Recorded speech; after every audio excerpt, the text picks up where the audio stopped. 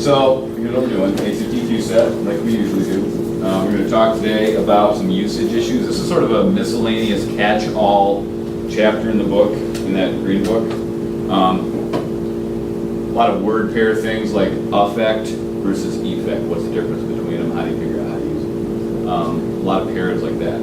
So we'll do a few exercises there, we'll take a break, and we'll have the rest of the class to work on the next prompt, which will include doing some framing exercises with the prompt, some pre-writing like we did last time. I'm going to have you do a T-chart. We'll talk through the pros and cons. And then maybe some time to actually draft it.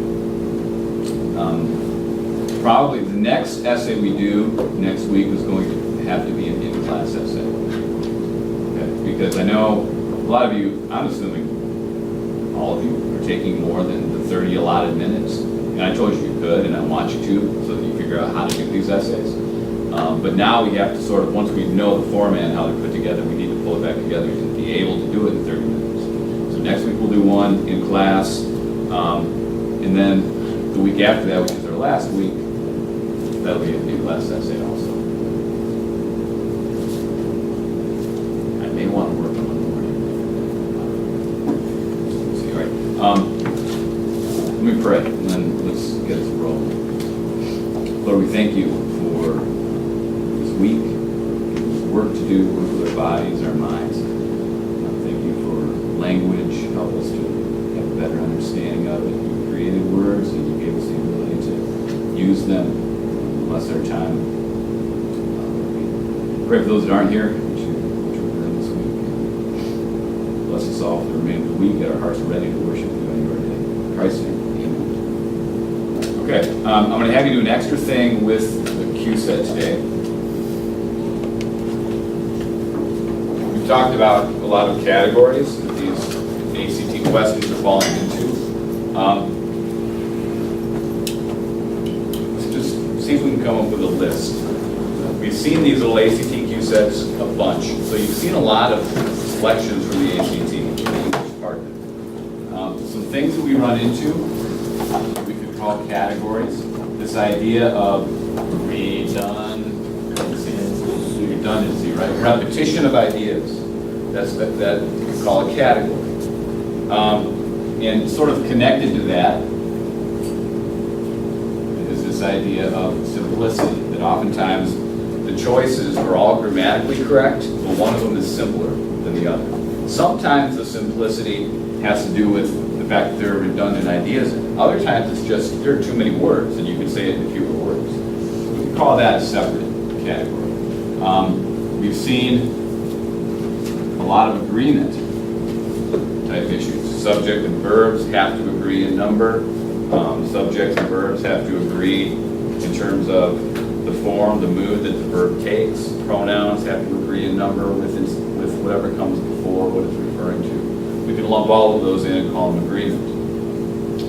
Are there any other categories that we've run into?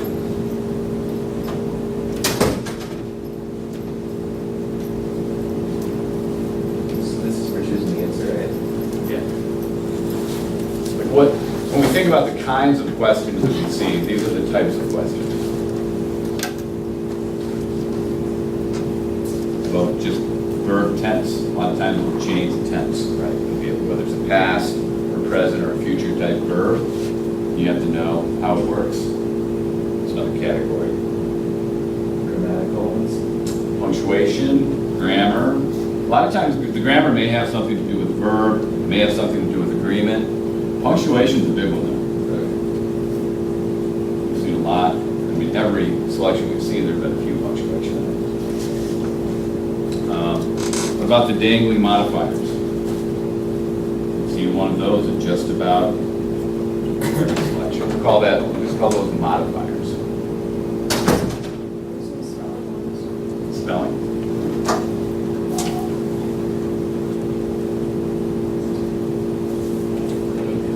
You know, let's make this even a broader category and call it mechanics. Mechanics might include a little bit more than spelling. Okay, that's a good start for the list. Here's what I want to do today. Go ahead and, when I give you the selection answer, like we have been. But in the margin, somewhere near the item, would you try to choose a category? So answer it and pick a category.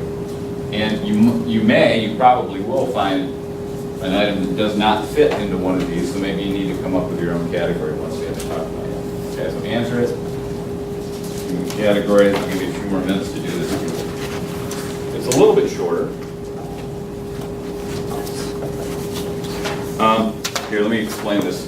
Guys, it's passage 2, it's just one sheet, it's passage 2. So you've got 13, 14, and 15 before it, ignore those, you can just cross those out.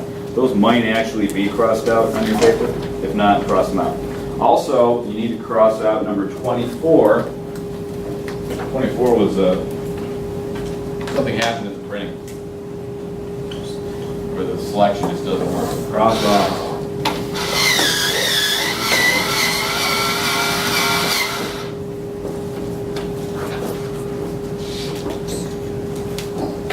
All right, give you 10 minutes, okay? So 10 minutes to do that, and pick the categories.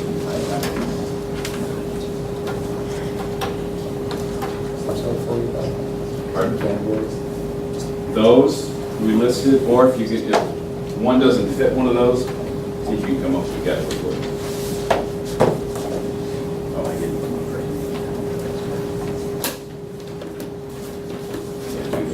Chris.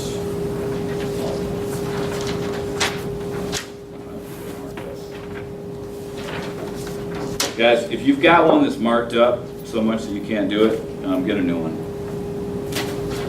Everybody crossing off 24? Nick, did you get 2? Yeah, good one to other Nick. Oh, yeah.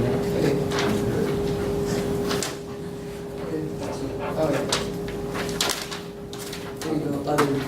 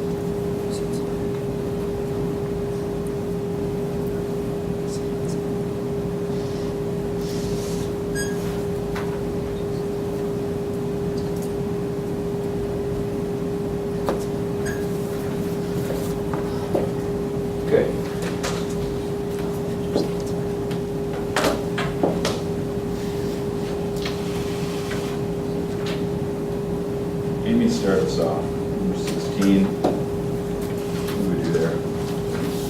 H. Go to Salem, comma, Massachusetts.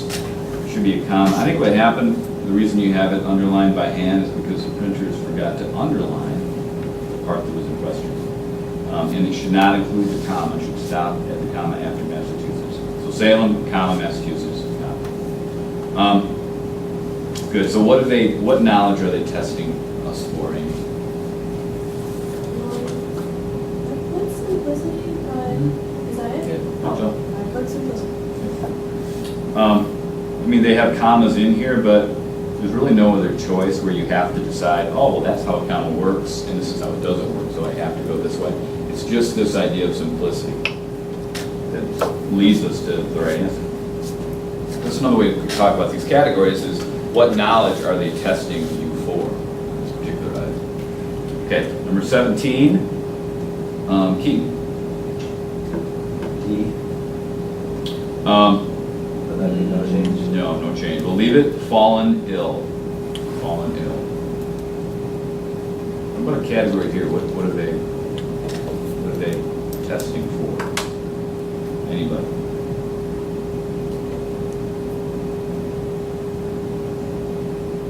So, sounded like Keaton's head went to gotten ill or fallen ill. Maybe he narrowed it down to those two, flipped a coin in his head, went with gotten. It wasn't gotten, it was fallen. So the difference between gotten ill and fallen ill. It's not grammar. You can get ill. It's not exactly a verb tense either. Because they're in the same tense. They're different verbs altogether though, aren't they? Get and fall are different verbs. So this is a matter of how it's used. This is usage. This is what we're going to go through today. Now we don't have that as a category up here. Nope. This is another category. Just how we use, how we've become accustomed to using particular words. This is one of those word pairs. Okay, how about 18? Charlie? H, Diagnosis, colon, the girls were bewitched. Good. So what's being tested for? punctuation. Punctuation. They want to know if you know the difference between a semicolon and a colon. There's a comma in there too, or there's no comma, but generally these narrow down to a couple of choices. And this one, the focus is on the difference between a semicolon and a colon. Okay, 19, Ben. D, G, good. Why? simplicity. Simplicity. And a specific type of simplicity, redundancy, right? We have redundant ideas here. Somebody give me a redundant idea in 19. We're looking for two things, a phrase and a word maybe, that mean the same thing. Keaton? Diagnosis and final diagnosis.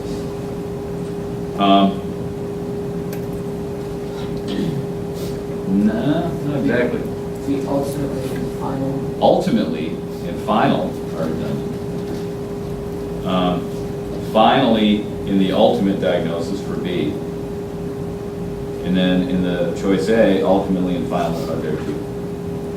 So ultimately resolved. Okay, how about 20? What is that? G, good. Well, what do you think is being tested here? Yeah, well, but yeah, punctuation, particularly type of grammar, punctuation. Right, they all kind of look the same. The difference seems to be the use of commas between each one. They're testing for comma usage. John, how about 21? A. No change. Good, what's being tested for here? Punctuation. Punctuation again. Remember we talked about the dash. They like the dash, so that's what we're going to think of first. And this is a good use of the dash. Why not C? If somebody wrote that sentence, I probably wouldn't correct it. If they wrote, had committed a crime against the government, comma, a crime punishable by death. That's going to pass 99.9% of professors' eyes when they go over a paper. They're not going to catch that. They're not going to change it. There is something a little bit better about the dash than the comma in this case. Remember talking about A positives? Anybody know what an A positive does? I've mentioned it a few times. An A positive names the thing right behind it and is introduced by a comma. So Lindsay, the student in the front row, is drinking a Big B coffee. The student in the front row is naming Lindsay. So what would happen here? We've got a comma and then a crime punishable by death. How does that idea not fit with what the sentence is trying to say? Government will be a crime punishable by death. Right. The government is being named a crime. That doesn't work. That's what that comma in that situation would be doing. When you got a noun, a comma, and then another noun phrase. It's an A positive. Technically, it's an A positive.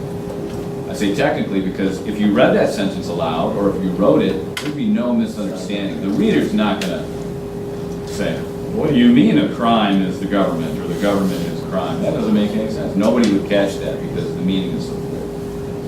But technically, that's what's going on. That's why the dash is better. Okay, 22, Chris. I put no change. We do want to change here. They know it. Sounds weird, but this is the right word, Nick. Patrick? Oh, I throw you off, but it sounds weird. it's probably J. Or is it? Yeah, hang. It is J. Hang. This is a usage issue, and when we're talking about executing someone, we use that form of the verb. He was hanged by the neck until death. No. Just sort of an odd thing, because any other time we're talking about the chain was hung from the door. It's hung, H-U-N-G. Only in this execution form of the word hanging, or that form, do we use hang. Anybody heard that before? Run into it? Yeah. It may have sounded strange the first time you read it. Okay, 23, next stage. No change. No change. We'll leave that where it is. Now, did you come up with a category? No. Did anybody? 'Cause there is a technical word I want to give you, but I want to hear what you came up with. Amy? I thought, isn't it right now that I'm seeing it, but I did put modifier, strictly because of the replacement of it, but I know it's not right. Actually, that's not a bad category, because you are moving the modifier around. There is a term for word order. Like, word order in English conveys the meaning, whereas in some other languages it doesn't. Like, we can change the end of a noun to make a meaning in another language. Latin does that. The romantic languages like Spanish, French, Italian, those do that. But in English, word order means a lot. And that word order we describe with this term. This is the kind of category that item is. It's syntax. You've seen it before? Syntax is just the meaning that's conveyed through the order of the words. So this is a syntax issue. But if you call it a modifier issue, I think that's fine too, because the other is a modifier. Skipping 24. 25, Nick Bender. 25B. Good. Now we don't have a category up on the board for this one. What do you have to know to answer this correctly? What are they testing for? If your category is an entire sentence, that's fine. Reading comprehension. That's good. They're testing to see whether or not you get what the essay is saying. How about 26? Amy? I didn't even do this one, the only one you guys came in, Broke. Good. Right? Came is past tense. Broke needs to be past tense. So I just gave you the category too. Right? It's like verb tense. Verb tense. And then 27. Charlie. A. Good. What's the category here? I think this is a reading comprehension one again. You understand that this next sentence has this at last idea. Finally, this guy's coming in and stopping these things going on. So if you have an understanding of how the essay is flowing, that's the only one you choose. So reading comprehension. Okay. So you put those away. Get this out.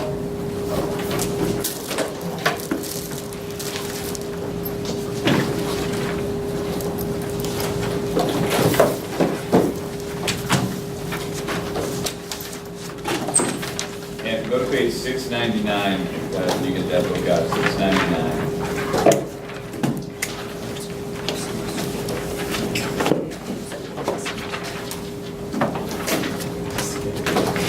So who all went to the Brazos firework thing? Who else was there? That I might know.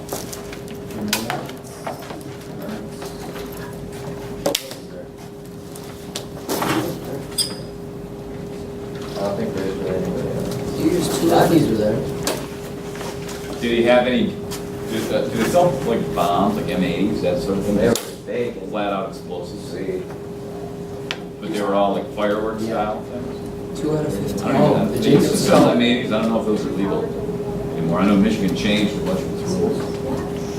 You couldn't even buy bottle rockets before last year. Charlie, we had quite the show, didn't we?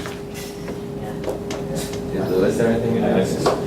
sent up about 50 bottle rockets, Wait, like string? I think, Oh. one at a time.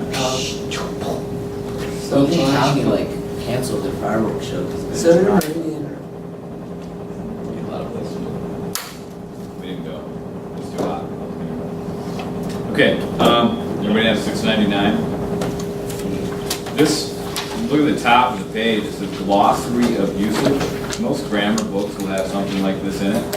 On 697, the glossary begins. So you have these alphabetical entries from A and then it's broken up into sections. This one goes from A and to busted.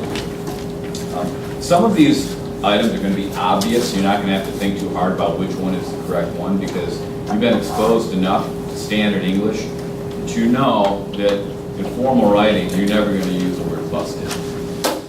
It's broke, or some other form, or some other vocabulary word that would give the idea of break. But others, they may be things that you have not seen before, or you just automatically assume that affect is the same as effect. Maybe you didn't realize there were two words, affect and effect. Some of the definitions are going to have to do with parts of speech, like one might be a noun and the other an adverb or a verb. If you're not familiar with those, you can use the examples. Here's what we're going to do. We're going to work through a number of these exercises, sort of chunked up in sections. So I'll walk you through them. I'm going to have you make a choice, but you need to tell me why you're making the choice. So in your books, in your notebooks, what I'm going to have you do is something like this. Let's do the first 3 or 4 out of that exercise on 699. So number 1, there was complete agreement between or among the members of the council. Okay? Now we want to know the difference between and among based on what the text is telling us. We want to try to stick with this language. Let's read it. Between and among, at the bottom of 698. Use between when you are referring to two things, even though they may be part of a group consisting of more than two. Okay? Read further on. So there's a couple of examples of when to use between. Use among when you are thinking of a group rather than of separate individuals. We were able to collect only $10 among the 4 of us. There was some confusion among the jurors about one part of the defendant's testimony. Okay? So we have this idea of between two or between a group of more than two.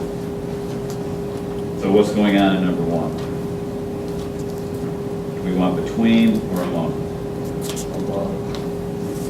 Among, we got a group, right? So number 1, among. And our reason can be a group. We don't need to do a complete sentence. We just need to know why we're making that choice. Now, some of the explanations in these entries are going to be pretty simplistic. Like, don't end a sentence with at. It's one of the explanations. So, all right, that's what we'll write down. It's an at the end. We don't use an at the end. Look at number 2. Is that all the farther as far as you were able to hike? Which one do we want there? As far as. As far as. Now, here's the thing about these textbooks. They're not regional textbooks. So this is not a textbook that is only sold in Michigan. Right? It's across the United States. Somewhere in the United States, there's a region where people switch these back and forth. Believe it or not. Something like you, I don't know, maybe it's, I don't want to make fun of myself. I'm not going to because Amy Duffy's there. I don't say anymore. But there are spots where standard English gets sort of turned around, and it happens here in Michigan too. We take standard English items and sort of put our own spin on it. So we'll run into some of those.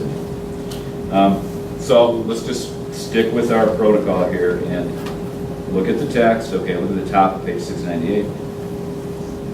All the farther, all the faster. Used in some parts of the country to mean as far as or as fast as. This is all the faster I go. Okay, so as far as a reason goes here, first of all, let's do our answer. As far as. We can use a term like dialect, or maybe better, standard. It's just standard English. It's a dialectic issue.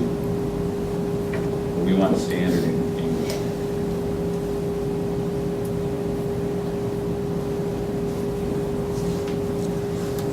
It's funny that I would pick you out, Amy, because I know there are other moms in this room that are from the South. But for some reason, Christy Duffy is like quintessential South. Is that when I was born? Isn't your mom from the South? She's not? I don't I thought she was. think so. She was all over. So, I mean, she was a high school Michigan, so. What's the connection with Georgia? Oh, your cousin moved there or something, right? Your aunt and uncle moved down there? Oh, yeah, so that's why I'm thinking Georgia. So maybe it is a issue.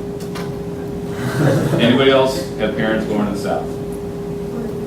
Puerto Rico? That's like way south, isn't it? Yeah. South and south there.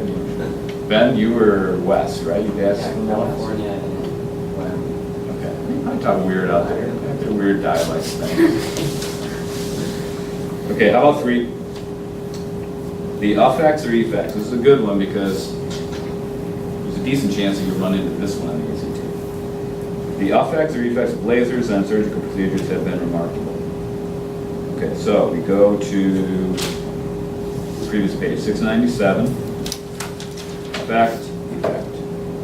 Affect is a verb meaning to influence. Effect, used as a verb, means to accomplish. Now, effect with an E as a verb is rare. You don't see that very often. But as a noun, it's very common. And that's the next one. Used as a noun, effect means the result of some action.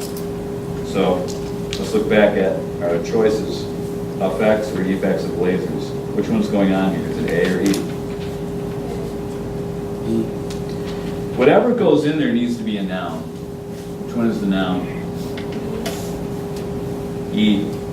Effect is a noun. Affect is only a verb and it means to influence. So if you can plug in the word influence, actually, as a verb, Oh. because it wouldn't be a verb, it'd still be a noun. See, the meaning of these two things are kind of close, but one is a noun and one is a verb. This one we need the noun, so it's E. And they give us, I think, a synonym, a noun, meaning, result. We can do that. It means result. You see, though, how result is different from influence? So even if we thought influence could be a noun, it wouldn't fit the meaning of the sentence. We need something that says a thing that is a result. That's what the effect really means. Okay, let's do number 4.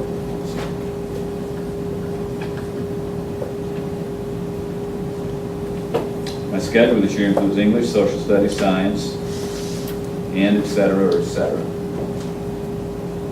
Now, one of them might sound better than the other, but let's double check it. Remember, they're gonna try to trip us up on how things sound, and how they should actually be, according to standard English. Eden? And et cetera. Okay, let's go, let's see if it works. That's 16. Okay. Et cetera is an abbreviation of the Latin phrase et cetera, meaning and other things. Thus, and et cetera means and other things. Do not use and, but et cetera. So it's just et I cetera. didn't think that part. So this little abbreviation already has an and in it. That's Latin for and. We've never had an and, No and. but no and. No additional and. Okay, this isn't too hard, right? Number 5, the last one's gonna get it. The boiler busted, burst, and flooded the cells. It's burst, yep. Busted is informal or non-standard. I'm not sure what term they use. My writing's getting sloppy. You can look. Busted, busted. Boys using these as verbs. Use a form of either burst or break.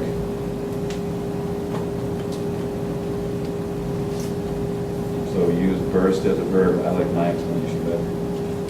It's too informal. Okay. Work through 6 through 10. Take a few minutes. Do what we're doing. We'll go over them and then I'll move us on.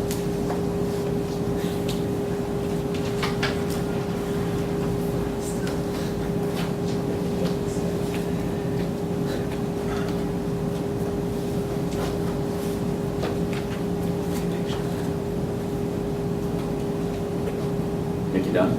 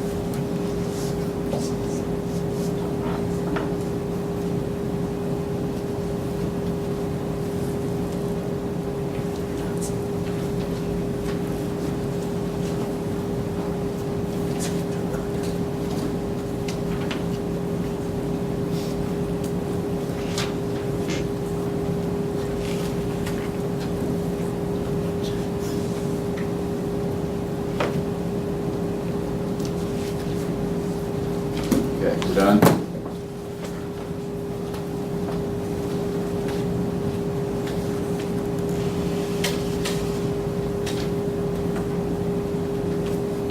Okay, Charlie, number 6, what do we want there? Bring me the new cassette. Good. A lot of these pairs have to do with direction of something, like which way it's happening, the difference between bring and take has to do with whether or not something is going or coming to us.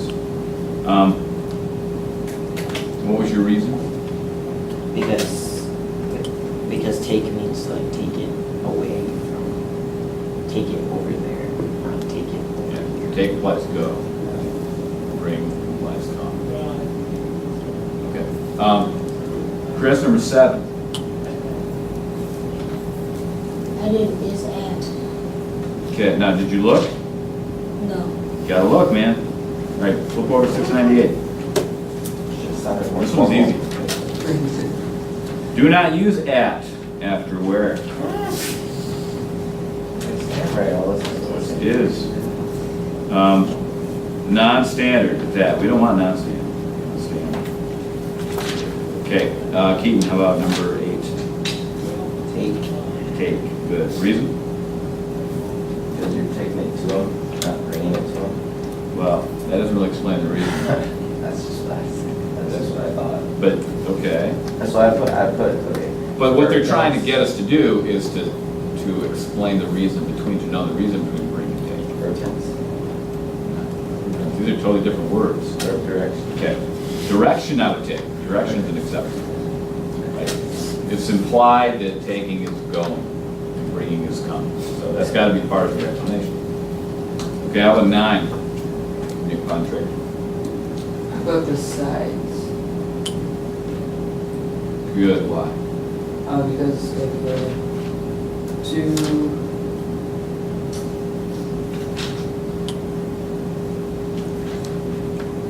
Because it means in addition to. Good. Good enough. In addition to. That's what I mean. Beside and besides we've got 3 different meanings here, right? Beside, just by itself, is a preposition meaning by the side of, right? No S on the end. This is beside the boat.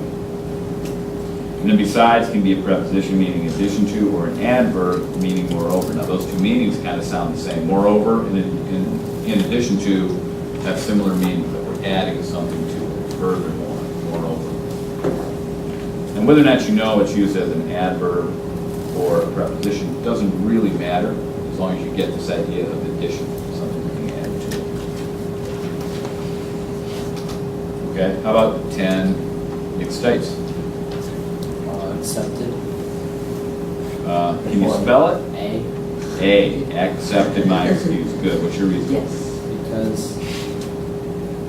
A is you're accepting something, and E is like an exception for something else. And that's a little bit better than Keaton's. See, it's starting to sound like Keaton's definition. Yeah, the idea of excluding is the E. Okay. Accepting is you're taking, you're receiving something. Okay. All right, we're not going to do exercise 2. Flip the page over to 702, exercise 3. Let's take a little bit more time to do this. I want you to do exercise 3, actually, hang on. Let's do exercise 3 the same way. Use the glossary. Guys, don't just assume. You can assume you know it and go ahead and make your choice, but check it. See what the explanation is. I want you to be able to talk intelligently about why it's have and not of. And stop at 3. I'll explain what to do with review A after you.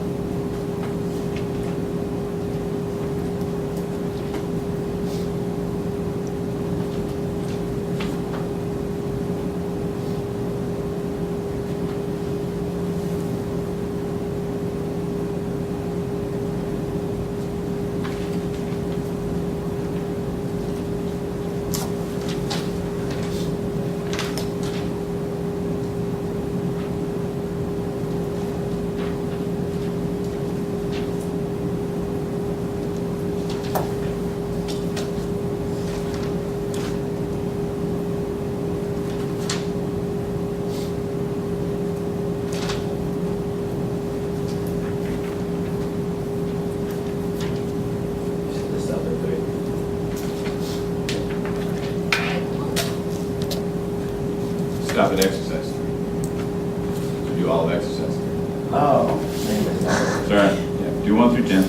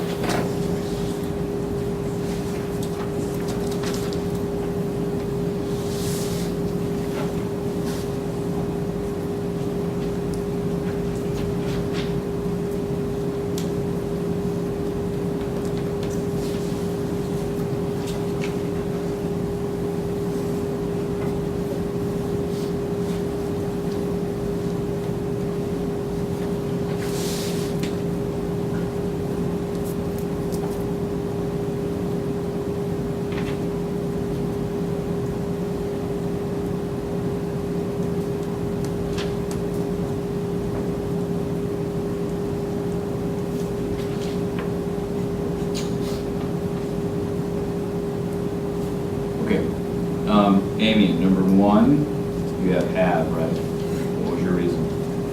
Because good of is not speaking English. Sure. Of is not a helping verb, has is a helping verb, that would work too. You can use your own explanation as long as it's correct. How about number 2? What's it? Discovered. Good, why? This first is C, not like actually. Ben, how about 3? Doesn't. Good, why? Said agree. Okay. And Otis is singular, right? Number 4, John. Well. Well, good, why?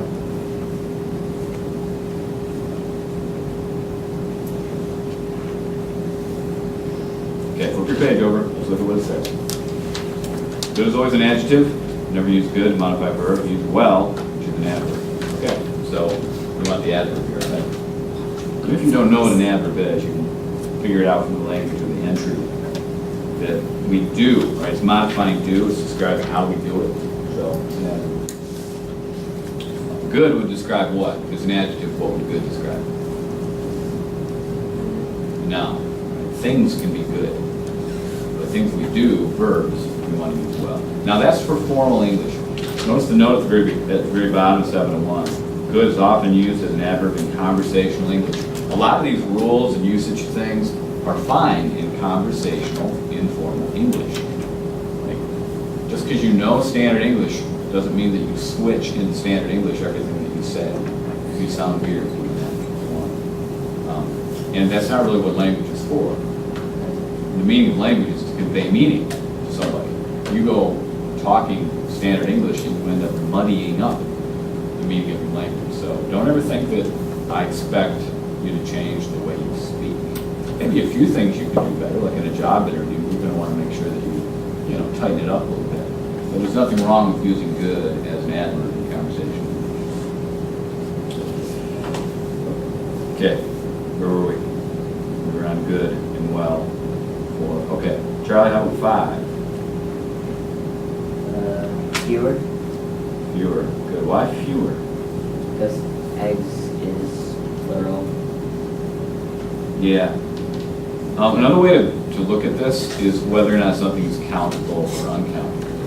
If it's countable, then we use fewer. If it's not countable, we use less. Think of words like something that, a noun that's uncountable would be like air. You wouldn't say, I require fewer air than you do because my lungs work so well. Fewer and less, you see, are not synonyms. You can't just interchange them. A lot of times we interchange them one way, but not the other. Sugar. I want fewer sugar on my cereal. No. I want fewer sugar crystals on my cereal. That would work. It'd be weird to say it. I want less sugar. Okay, how about 6, Chris? Doesn't. Good, why?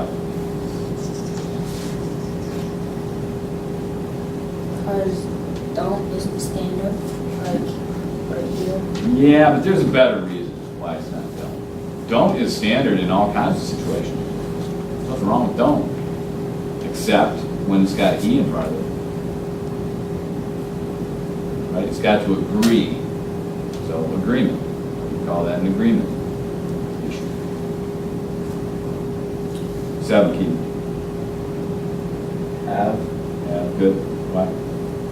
standard, Well, yeah, agrees with, I might have.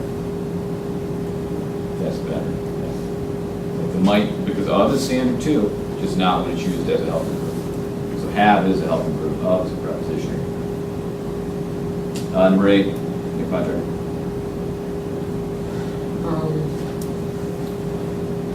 But fewer, Fewer snowstorms. Good, why? something that you can account. It's countable. Something like snow is not countable, you'd use less. Here's the thing, you may find people saying, we had less snowstorms this year than last. You can get away with that. So in that direction, it kind of works, but it doesn't work in the other way. So you wouldn't say we had fewer snow this year than we had last year. That sounds weird, the other two sound weird. They're different words, so hopefully you see enough of these and it does start sounding a little bit weird. This would be one thing that I'd love for you to be able to change, and use fewer and less consistently. That might impress somebody. Good job, if they know their English. 9, get 6. Doesn't. Yep, why?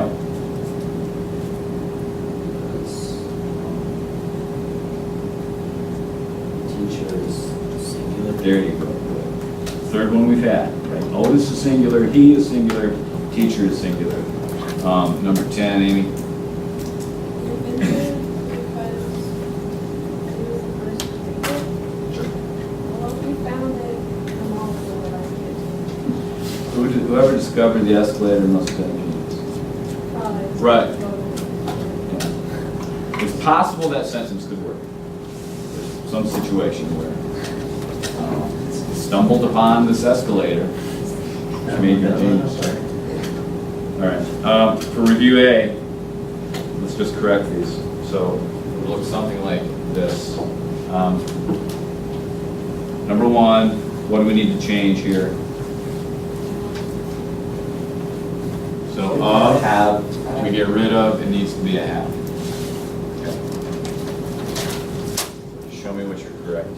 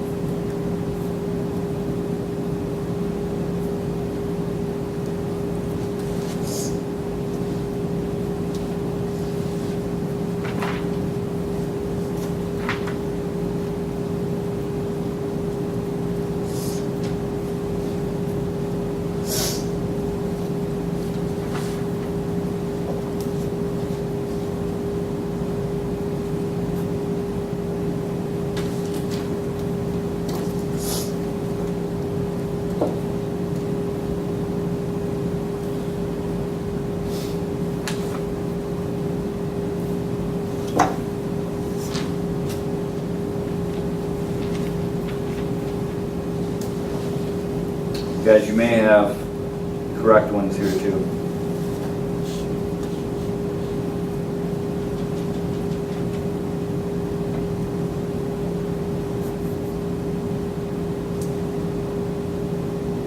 There's a couple of them that are correct.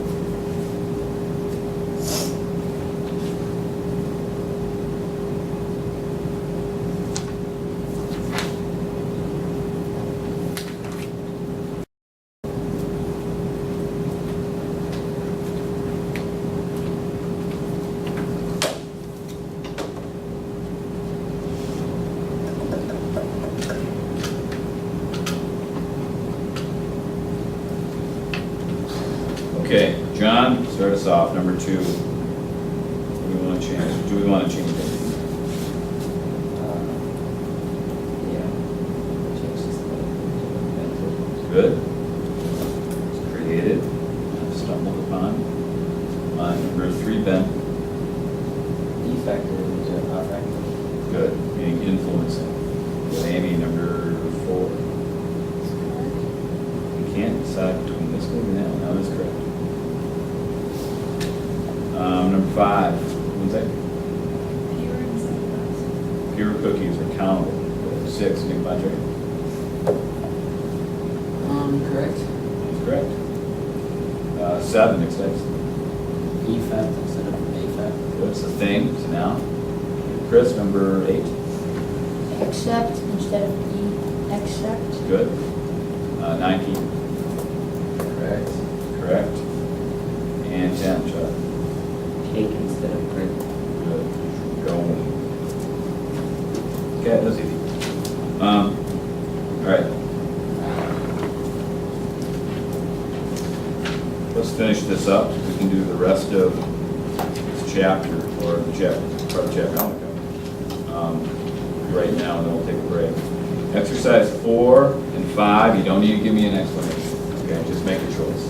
For both of those, you've got a choice between 2 terms, 2 words. And I'll talk about the ones I want to talk about as we go through. Okay, so exercise 4, on page 705. Exercise 5, on page 709. You'll need to use a glossary for some of these.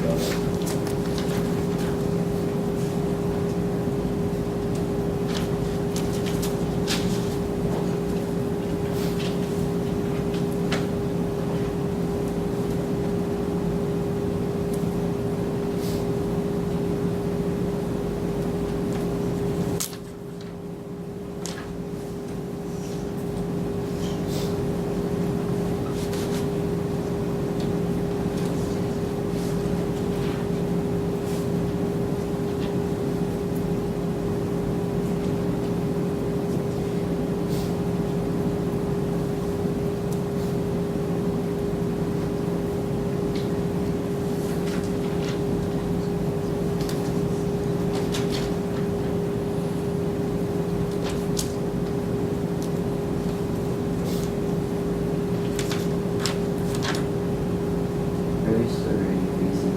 No, sir.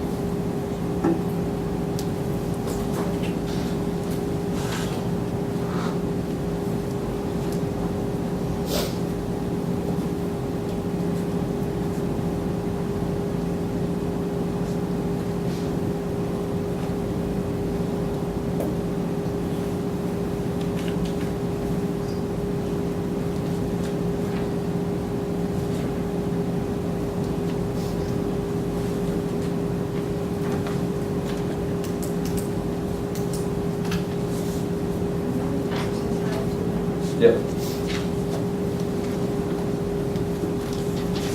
Everybody hear that? Doing exercise 5 also.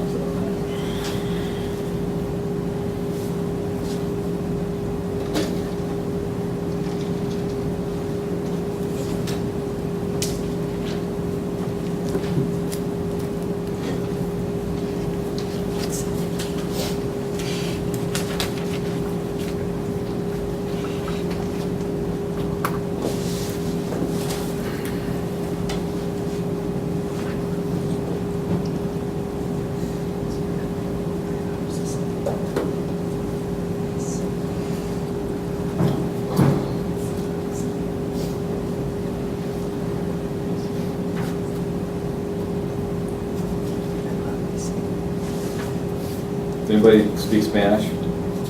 C. Take Spanish? See? No. It's Ben, I saw you there. I'm going through this shit, though. That's the road view. East Bay. Yes. This Swift. Okay, Ben, what am I saying? Este perro no te morderá. Don't eat more people than you This dog will not bite you. do. Uh-oh. María probó su medicina y sabía amarga.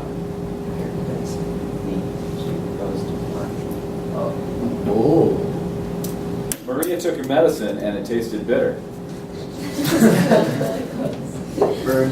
Sweet medicine. El hombre es ciego. Forever. I don't know what Diego The man is blind. It's only easier. I'm trying to. All right. Like in a restaurant. Get that food. is. Salsa and queso. Killer queso.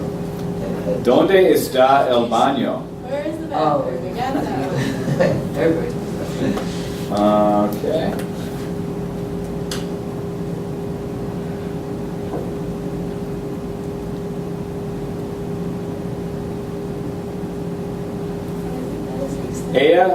Ella usa un vestido sencillo.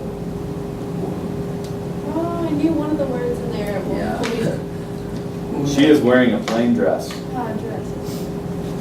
There's nothing simpler than that here, guys.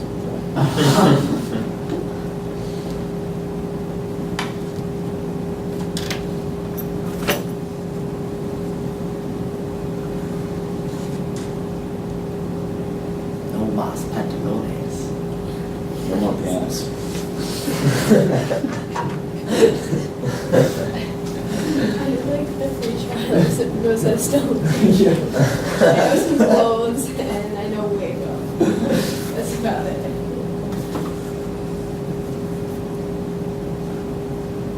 Mi gato se llama Tomás. that was tobacco. My cat's right.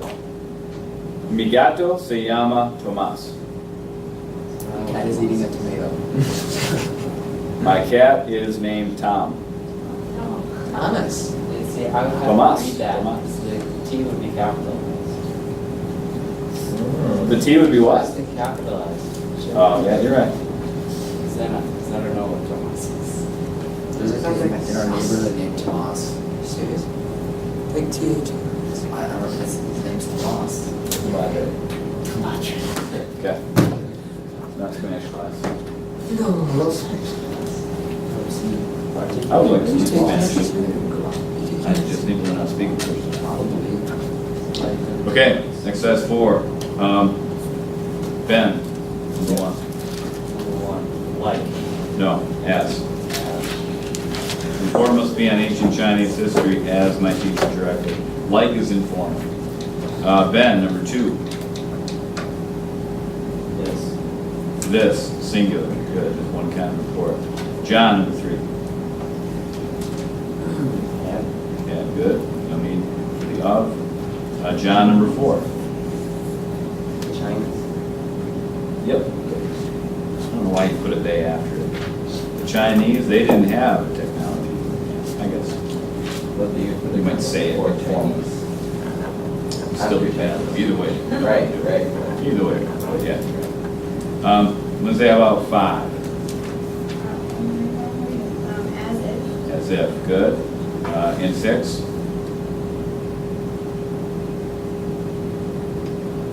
That one too. Everybody's in Ought 2. not. Ought not, good. 7, and In addition to these, good. Squirrel. Number 8, ought, no at the end, good. Nick Stites, number 9. Let. Let me tell you, because this would be another regional or dialect issue. We don't have a problem. Nobody in Michigan says leave, but somewhere in the United States they do. Okay, Nick Stites, number 10. Taught. Taught themselves, learn themselves. Okay, exercise 5. Nick Bontrager, number 1. Van, Van with an A. yes. Good. And 2. those. What's that dogs? Keith, number 3. This Good, singular. And 4. way. We didn't know S. Good. 5, Chris. Somewhat. Good. 6. With. No.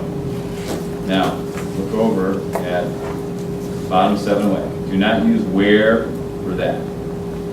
I read in this magazine that Carol Clay has a champion pair of shoes. We talked about this a little bit either last class or the class before. This is a pretty obscure meaning. I mean, you can try to just memorize it, but it's standard. There is a logical way in terms of grammar why where does not work and that does. I learned where or that. Where is one of those words that introduces a certain kind of clause. So this whole thing is going to be, if it begins with a where, it's going to be an adverb clause. You know what an adverb does? It modifies. It modifies verbs and adjectives. It can even modify other adverbs. But what we want in this spot is an object to learn. We need to learn something, right? So a thing needs to go here. A noun needs to go here. This is not a noun, this is an adverb. So anything beginning with where is going to be an adverb. There is a term like this that begins a noun clause, and that's the word that. That, however we finish that off, is going to be a noun clause. I learned something. That can introduce, can be a noun clause. It can be a something.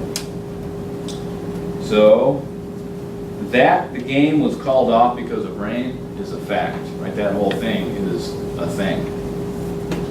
Where the game was called off because of rain is not a thing.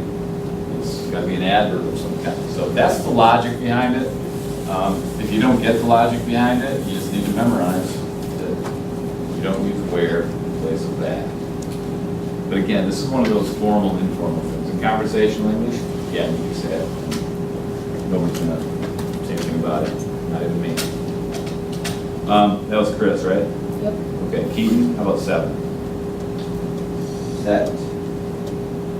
Good. And you know, let's talk about that one real quick. That one, and then look at number 10, guys. Rise and raise. We have these sets of verbs. Sit, set, raise, and rise.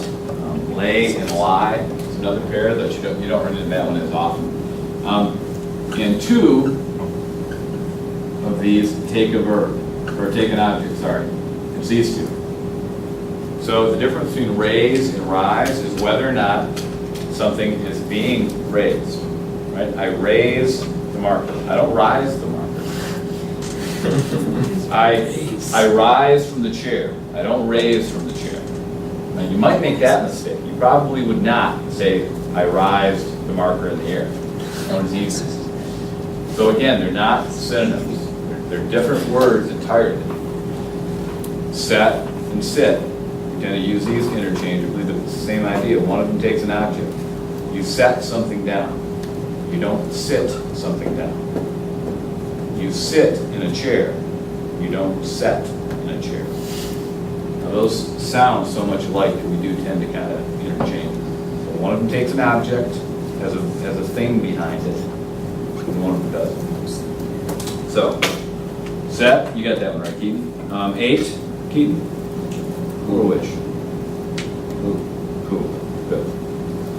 Referring to a person. Now, in the rule here, if you look up at the top of 709, it says the relative pronoun who refers to people only, which refers to things only, that refers to either people or things. I would avoid that last rule. If you're referring to a person and who sounds okay, you're gonna wanna stick with who. Use who, don't use that. In fact, I think I corrected a couple of your essays. You added that after a person. It's just disrespectful to the person. It's not a thing, it's a person. Made in God's image, put a who behind it. Okay. Where did we go? Keaton did 2. Charlie, number 9. Unless, good, and then, does this one take an object or not take an object, Charlie? Does the rise or raise here have an object? Is it doing something to something else? No. No. So which one you got? Right. Rise. Okay. Wow, that is the fastest I've ever covered the usage chapter. Awesome. But you guys can handle this. You're rock. Why we are compressed. Normally I take a full week. Oh, wow. Thank goodness, 45. Now remember, what was that, an hour? Hour and a half maybe? Like that, less than that. I'm presuming on your brilliance that you guys are good enough that you can do this in an hour. You have it all memorized. Okay, let's take 10. Let's take 8. Okay, really Wow.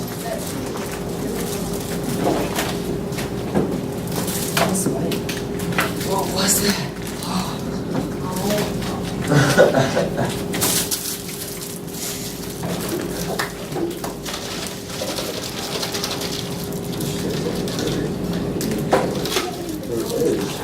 Like 6 minutes, so you Gigantic. get it, eat 2 minutes, and come back. That's what happened. And you're doing it. Our whole No, house like- got a power. Our whole thing. Yeah, did you show him house that? No. I think every single year I'm going to do we have our generator going, but it's only for the refrigerator. We let this stuff go, otherwise we do nothing. Oh, it was pretty fantastic with it being completely black and dark in the bathroom. It was very nice.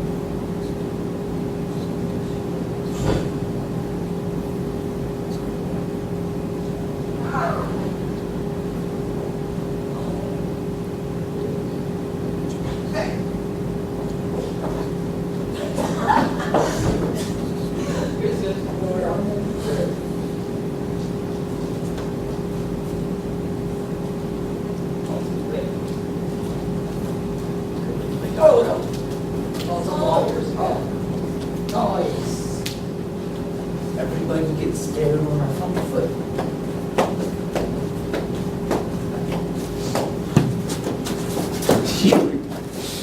Go for high.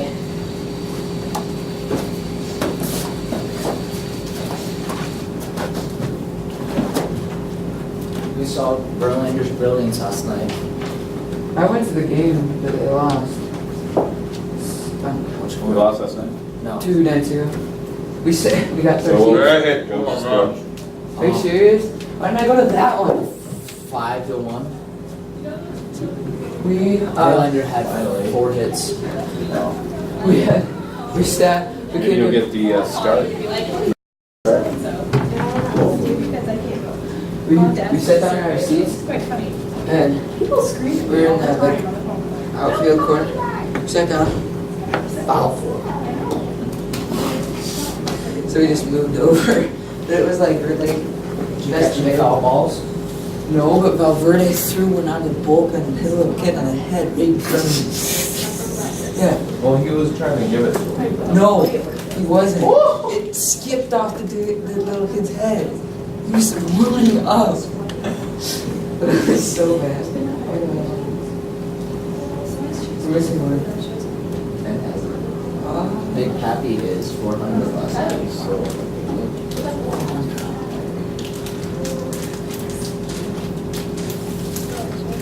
So many young people there. Lie down. Especially because there's a rain in there. Do I have to? In my defense, I timed it perfectly.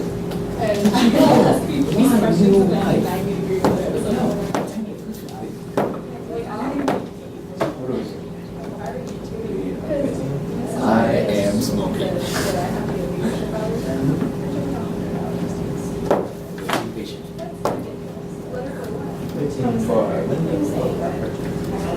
How many years have I survived?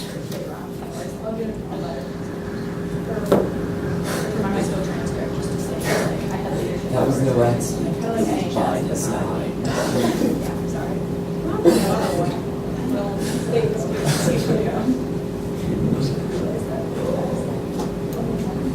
That was. He was funnier in the second one.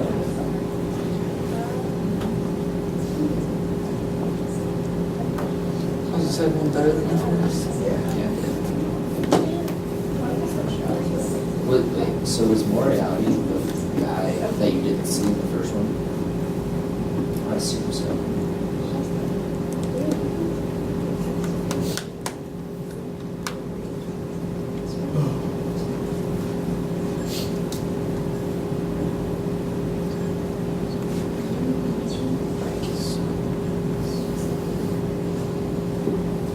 How many times have you kill my dog?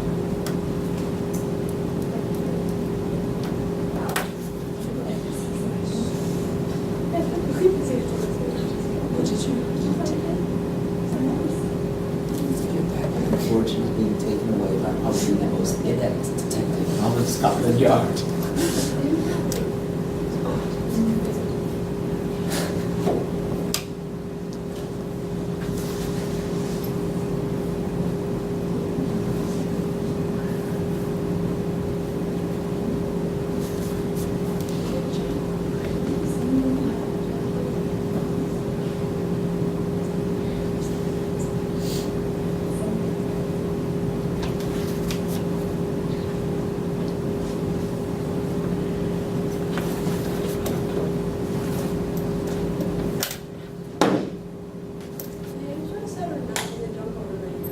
Yeah.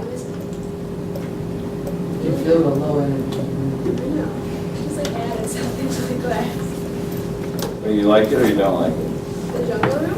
I did like the jungle room. It's no longer a jungle room. Are we It's a regular room on now. camera? Are you break? You stick your tongue in the camera. Amy's going to check. Maybe doesn't believe me. Okay. Hey, turn the lights off. Gonna work with the. Let's see.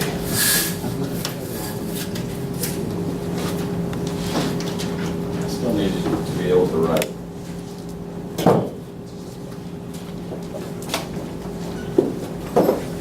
Okay, today I want to talk and practice a little bit this idea of framing with the essay. Some of you are doing a pretty good job with it. Or at least you're starting on the right path, doing a good job towards it. And what makes a good frame to an essay is that it's noticeable but it's not contrived. It's not like forced to the point where you're just repeating an exact sentence in order to have the same thing at the beginning and the end. But you've got some suggestion of a frame like this. The whole thing is unified by some suggested language. Now, it can be an actual word or phrase that's repeated creatively at the end. That's fine. That's kind of what we're shooting for. But it doesn't have to be. I want to show you an example today of one that is a good frame. It doesn't use exactly the same wording, but it's pretty darn close. So we'll practice this today. I'll give you the prompt, and we'll do a little bit of pre-writing on the prompt, and hopefully before you end today, you can decide which one you want to write on. Okay, so let's take a few notes here. Framing the essay. In addition to leading the reader into the topic, context, which is the first part of framing, should do two things. Number one, it should suggest which direction the writer is going. Context should suggest which direction the writer is going. So when I read the first sentence in your essay, maybe the first couple of sentences, I don't know what the topic is exactly, I don't know what the proposal is, but I can tell that you're sort of leaning in a direction. I'm going to give you some examples on that in just a minute.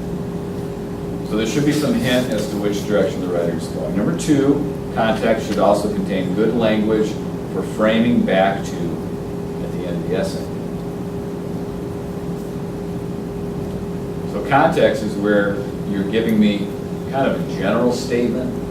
Maybe you're looking for something broad to talk about that has something to do with the proposal, but it's not the proposal itself. The last one on civil service, a number of you use the term freedom. Talk about individual freedom or liberty, the Constitution. That's very general language that anybody could understand and sort of nod to and say, yeah, that's true. We do fight for our freedoms, don't we? And then you return to it at the very end. But that language, when it's general like that, you often have these terms that are easy to pick out and repeat at the end. If you jump right to the topic, you're talking about some boring proposal that your local legislator is putting forward, you're not going to have many words to repeat at the end that are memorable. Right? When you look at the prompt itself, it's sort of blah, very sterile sounding. You have to bring in the interesting language, and that's what you do in context. Okay, you don't need to write this out. Let's just look at it as an example.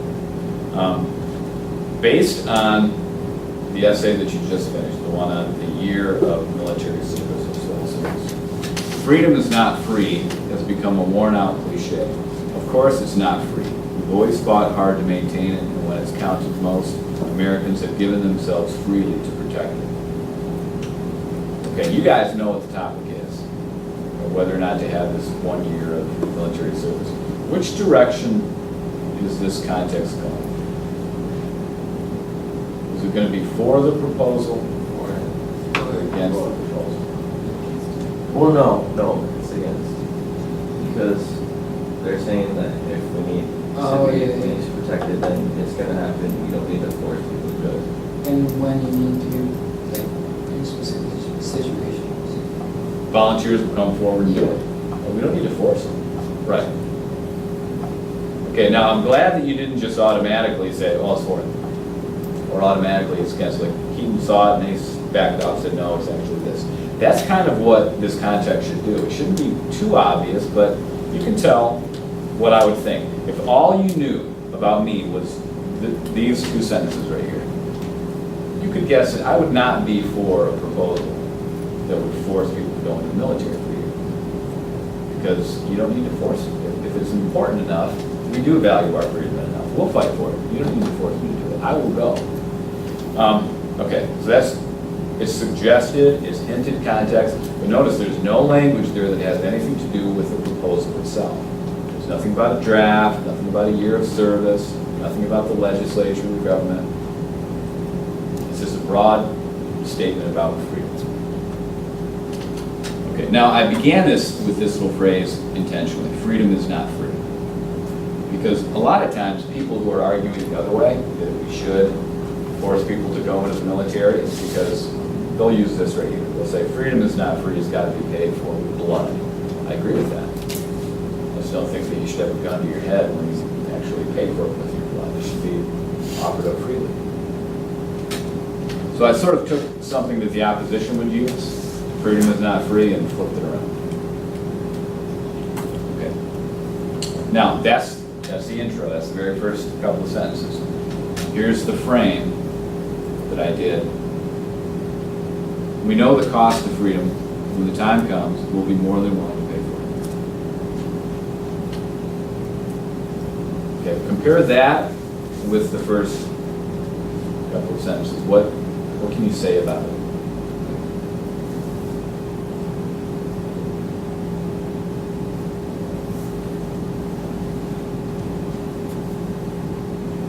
Kind of like the last sentence in different words. It says the same thing. Now, there's a root word that's the same. Cost. Well, cost is implied, right? The idea of free is not free. There's an implication there. Well, if it's not free, there must be a cost to it. So I use cost at the end. There's the word freedom. Freedom is repeated both, right?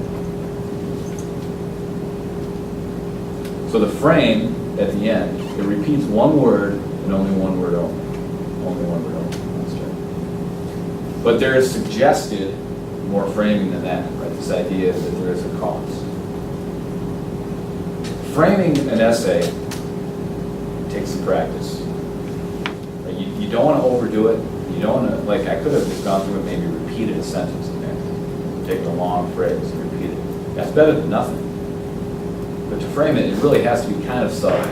Like the reader would say, yeah, he's repeating what he said at the beginning. And the reader would have to go, well, it's not an exact word-for-word repetition, but the idea is obviously repeated. So there is a frame to it. That's what we're shooting for. A subtle frame of the whole thing. Now, with the ACT essay, this format is really restricted because you only have 30 minutes to do all this stuff that I'm asking you to do. This is something that you're going to want to try to apply to almost any sort of writing that you're doing. Any sort of essay, even if it's just a blog post, framing is a good idea of finishing it off. Good bloggers do framing really well. Okay, let's practice this a little bit. Number your paper 1 through 5. Give yourself a few lines. So skip 2 or 3 lines. You're going to need to write a sentence or two.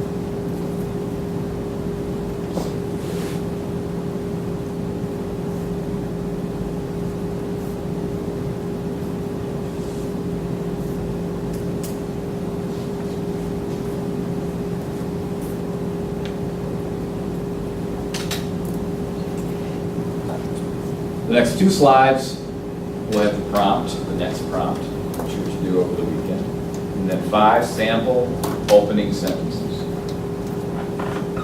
Now, you can borrow the ideas of these sentences if you want to use them as your own. Don't do it word for word. Like, try to make them your own sentence. But you might find an idea here that you like. So your task today, for each opening sentence, write 1 closing sentence that contains a good frame for the essay. So the same way that example I just gave. I gave you a couple of sentences, and I framed it.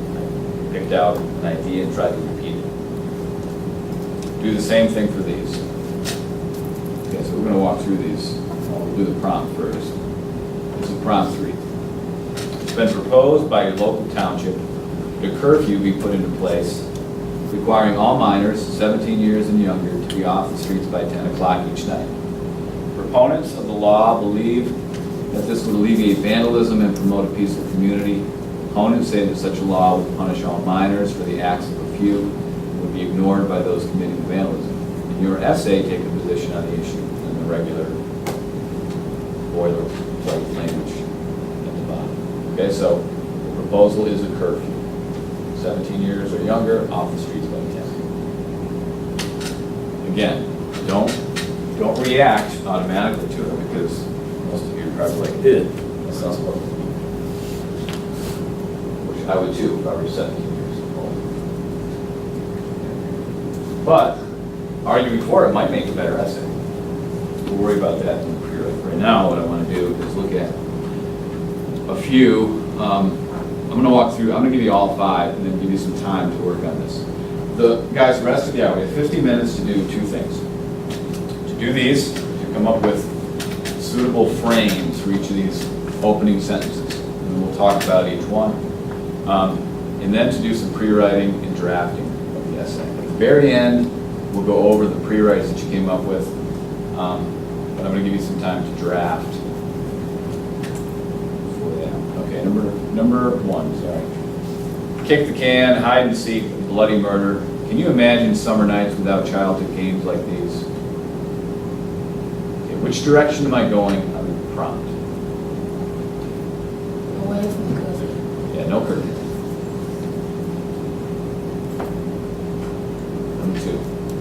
The American dream is a powerful image. And ownership of private property is essential to it. For the curfew.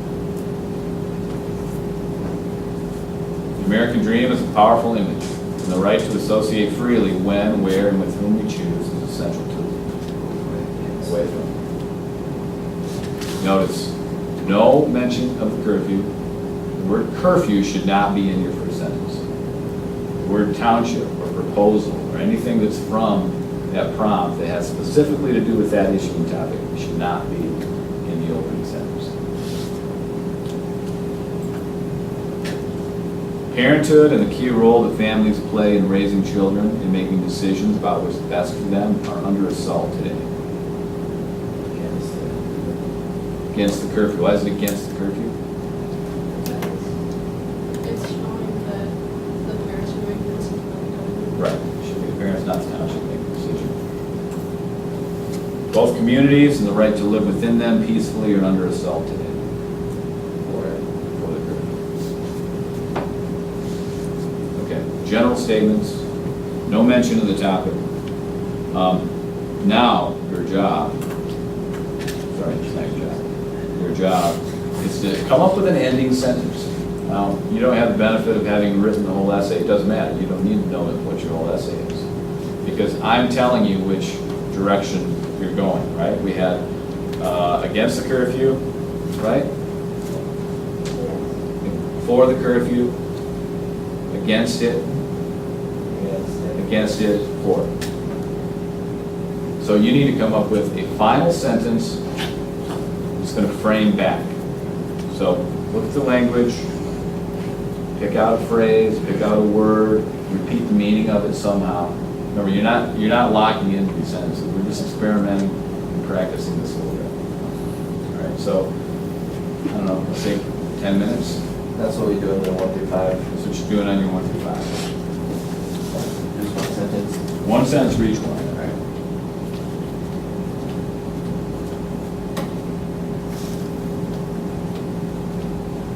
You guys see that okay with the lights on? We'll turn them off again.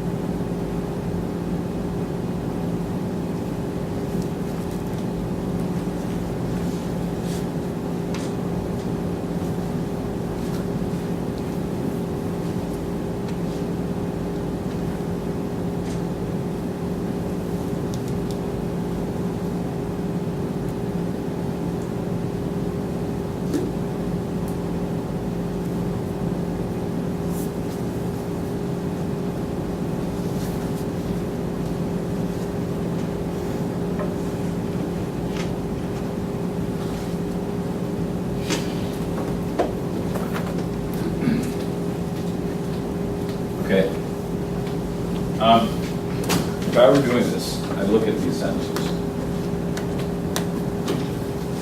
And maybe pick out certain phrases. Now, this first one, what are all three of these? Games. So games might be a good word to refer back to. That'd be a simple one. If you had games in the last sentence, the reader would automatically connect it to the game. What that does in the mind of the reader, it makes the whole essay like one piece. It's unified. That's what you want. Okay, what about number 2? Look, there's an obvious phrase. Where else? What else? Private property, yeah. Like either one of those would be fine. We got the American Dream 3. Associate freely. Yeah. Or maybe you change it up a little bit. How could you change this around? Free association. Free association. That would work. Yeah, it would work. What about parenthood? Might need to say a little bit more, just to remind them that we're protecting parenthood or that their role. But yeah, maybe a parent's role or something like that. Raising children and decisions. Decision making, raising our children. Yeah. 5, communities right to live with them peacefully under assault today. So maybe. Not a whole lot there, but Peacefully. maybe. Peaceful communities. Peaceful communities, maybe. Pull a couple of words together into a new phrase. Should work. Okay, you can be creative. I mean, how you do this, as long as you're not being so creative that you leave the language behind. And you don't actually have a connection. Okay, can I hear a few? Let's start with this one. I'll take volunteer, but I don't get volunteers, I got one. I don't know the rest of the language out loud. It's just one section, so. Okay, Mr. Bontrager, I think you volunteer. Give me number 1. With the 10 o'clock, 10 p.m. curfew for 17 and younger, newly found child victims will no longer be able to be played. Now, the other thing that I didn't mention, but I'm hoping you assume this, that last sentence should sort of close your argument, right? You should state again what you believe, and the next sentence does it. Okay. How about number 2? American Dream is a powerful image, and ownership of private property is essential to it. Amy, can you give me your number 2?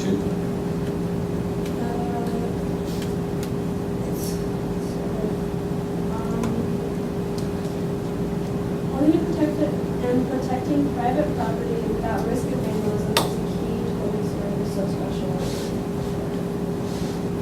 Good. You repeated America too. So, yeah, 2 phrases in there. You don't have to load it up with more. One, I mean, if you pick a key phrase that's memorable, it'll work. And when you're only doing this in 30 minutes in the ACT, you gotta use your time wisely. So pick the phrase that you think jumps out the most. Dream, private property, whatever. Okay, number 3, the American Dream is a powerful image and the right to associate freely when, where, and with whom you choose is essential to it. Charlie, would you do that? Did you volunteer, Ben? Yeah. I got a volunteer? I'm sorry, go ahead, Ben. So freedom is essential for Americans. Without it, our dream will generally be denied. Yeah, I like that. Could pull 3 terms, I think. Good. Okay, 4, can I get a volunteer for 4? Parenthood one? Charlie, you may as well volunteer. No, I'm not making that. Go ahead, Nick. The right for parents to dictate the actions of their children is under attack. Right, so we use this language to change the word a little bit, but not so much that it doesn't lose the framing. Okay, last one. Both communities and the right to live within them peacefully are under assault today. Now this one, I don't think there's as much here as in the other 4 to pick from, so I might maybe choose the word salt and not change it. Just make sure that the connections happen. But peaceful community, that might work too. Anybody want to share? Charlie, go ahead. Yeah, Charlie has something. Every day, the peace of our community is disrupted by those who assault Something. something after. Okay, you're on the right track, all right. So, remember, we want to include we don't want this proposal, right? No, we do want the proposal. This is a for the curfew. We want peace, we don't want bad. So make sure that you're closing the argument. Like I wrote on a lot of essays, close it. Right at the end of the paragraph, you can close the argument off, and you make sure that you're returning again. Remember, you got one argument made up of maybe 3 or 4 smaller arguments. Those 3 or 4 smaller arguments, you still need to bring the language back around to what the proposal is and what your position is. That can be tricky too, because that can be overdone. You can repeat yourself. So that your last sentence is, that's why we should not have this proposal. That's why we should not have this proposal. That's why I don't think we should have this proposal. That sounds horrible. But you do need somehow to remind the reader what you're arguing for. So, if I wrote close it, that's what we're referring to. Okay, we have 30 minutes left. Let's do this together, just like we did last time. So the T-chart, just the pro and con. We need some concrete reasons to do this. So the proposal is the curfew.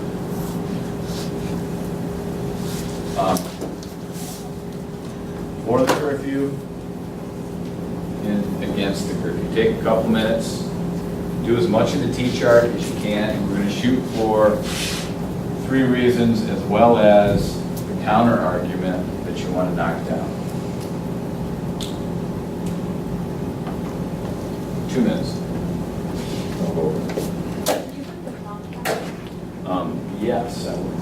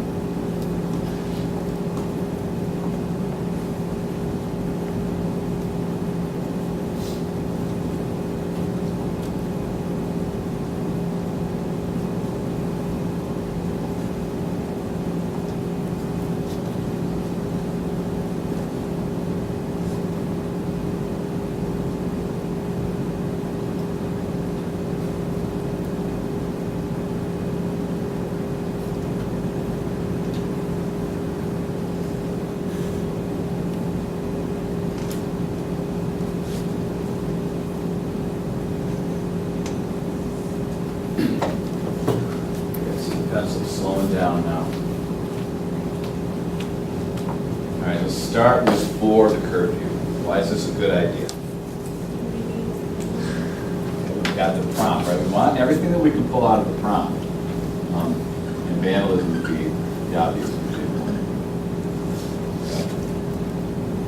Nick?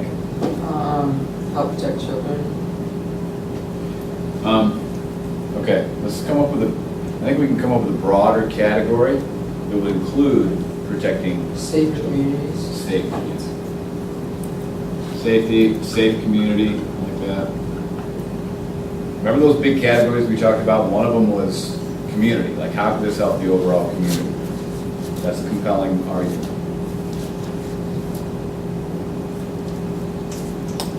Now, but aren't these getting too close together? How would we separate these out?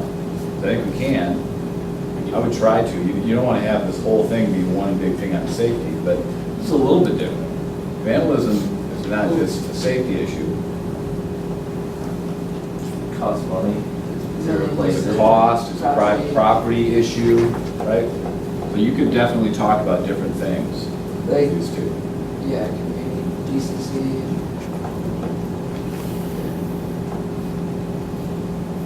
What else? I remember, you can sort of be devil's advocate here and maybe argue against your better judgment. You can sort of assume the opposition, even though you might not be for this. I'm thinking of a particular argument that I have to do this with, but I think I could do it and make a decent paragraph that would sound compelling. That's what that is. So I'm kind of arguing in some communities at least will not all of them. Okay, say more about that. But it's, even though some are peaceful, not and peaceful. So, this is a for the curfew, right? Yeah, that's the counter argument. But is this a counter argument that you would use if you were arguing this? Yes. I'm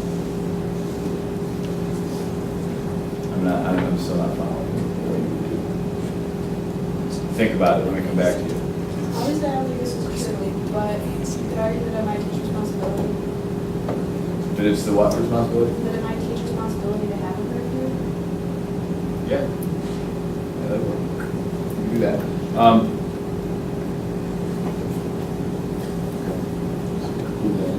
Teach responsibility.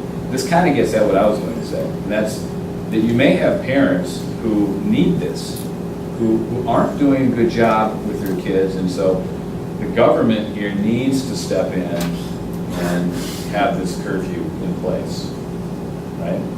This would be a devil's advocate type of thing too.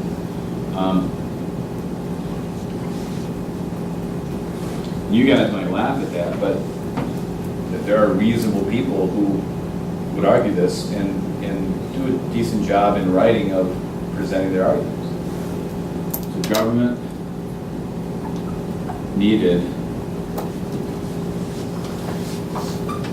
for parents who aren't doing their jobs. That is what I was very focused on. Okay. And some communities need it while others don't. Okay, so it may be necessary. Okay, so that's 1, 2, 3. Okay, what about if you're arguing this, what counter argument could we pull out of the opponents? Opponents say such a law would punish all minors with the acts of a few. So we could try to take that argument and knock it down. Would also be ignored by those committing vandalism. We could try to knock that one down. Keith, what were you going to say? This is against it, right? Well, this is, you're arguing for the curfew, but you're setting up one of the counter arguments to knock down. So how would we knock down this first one, that such a law would punish all minors for the acts of a few? So over here, if you're writing it, it would be something like, some might argue that this will only punish this will punish all minors for the acts of a few. However, and then we need to come up with way of knocking that argument down. Not all minors are out after 10 anyway. Yep.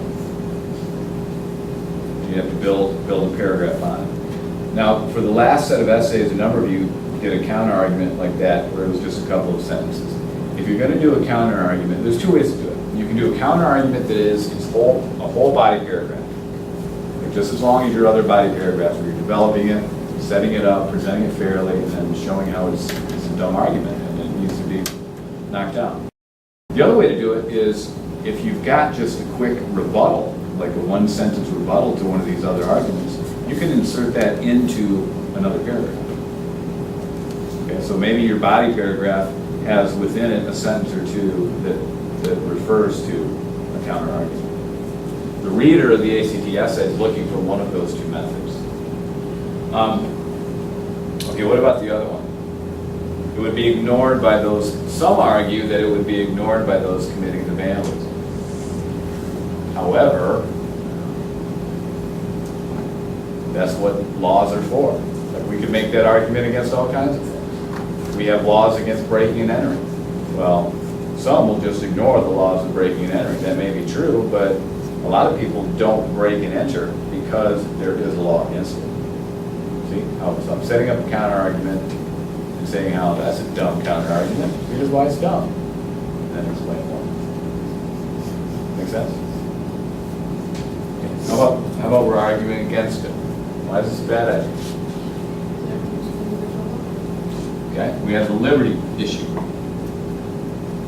Now here's the problem with this. This is a big one and it takes up a lot of the argument. What can we add to it? Can we come up with two other solid, compelling reasons that aren't liberty reasons? Nick, you got one?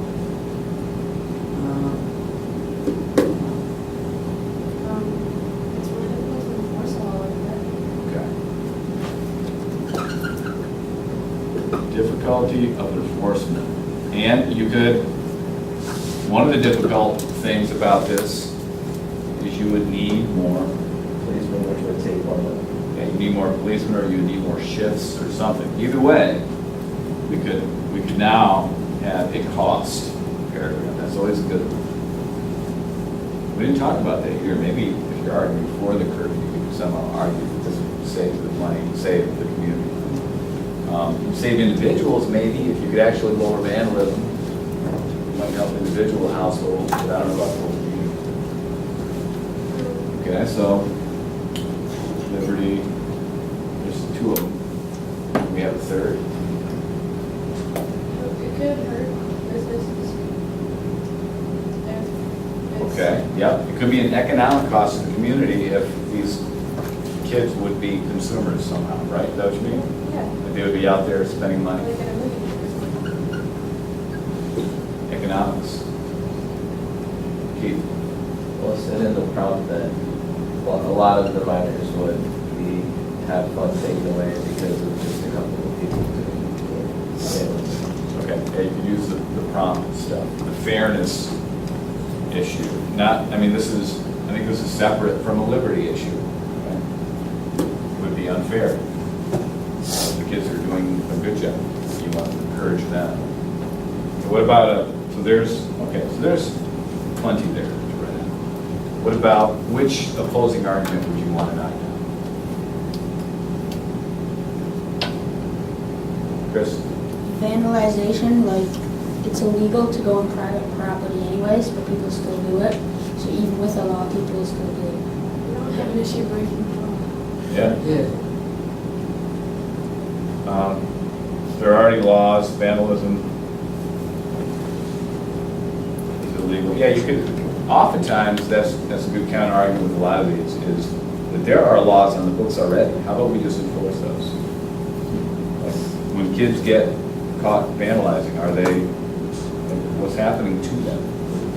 Is there due process? Are they being punished appropriately? Okay, that'd be a good counter argument. Could we attack this somehow? Are there other ways of promoting a peaceful community then? Some communities are already peaceful, so that would only hurt them. Good. Now, we gotta be careful because we need to, this is like a fake community, right? It's hypothetical town, is where this is. And some kids have a hard time with this, they wanna make it their own town. So I'll read all kinds of essays that will say, Eaton Rapids shouldn't have a curfew. It's not Eaton Rapids, it's just pretend you're in a fake place. Why would it be a good or a bad idea? So we want to make some assumption that maybe there is an issue with, maybe it's not as peaceful as it could be. Maybe they're having problems with vandalism, which is why this proposal is coming out in the first place. But I still think you could use that as a counter argument. Okay. We're going to end at 5:02. So you guys have 10 minutes to start drafting this thing. This is due Monday at noon again.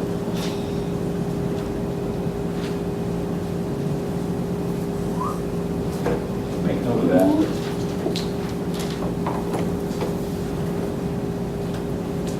Anything else you want to run by me before we start drafting? You have to have 3.7 or can you have to include your paragraph? You mean, Like for your essay, like do you have to have 3 points and then a paragraph with the counter argument with the intro and conclusion, or do you want? not necessarily. Okay. You've got two strong, compelling arguments. And, I mean, your counter argument ends up being a compelling argument, right? If you do a full paragraph, then at some point you're sort of taking that argument and turning it around and using it for your own argument. So you end up with 3 compelling arguments. So you could do that. Yeah. As long as you've got a solid paragraph to do it, that can be your third body paragraph. Yes. And I mean, for this essay, if you wanted to have 3 body paragraphs, or I'm sorry, 4 body paragraphs, the last one being a counter argument, that's fine, but that's probably more writing than you'd be able to do on a 30-minute ACT. So getting into the habit of doing just 3 body paragraphs, third a counter argument is not a bad idea. So you're supposed to start writing this. Yeah. You can do that however you want. If you want to just brainstorm, or you can start writing your conclusion right now. I really don't care. Some people have a hard time starting off with the intro. I always wrote body paragraphs first, and then went back from the intro to my conclusion. Ben, get your hand up, please. 12.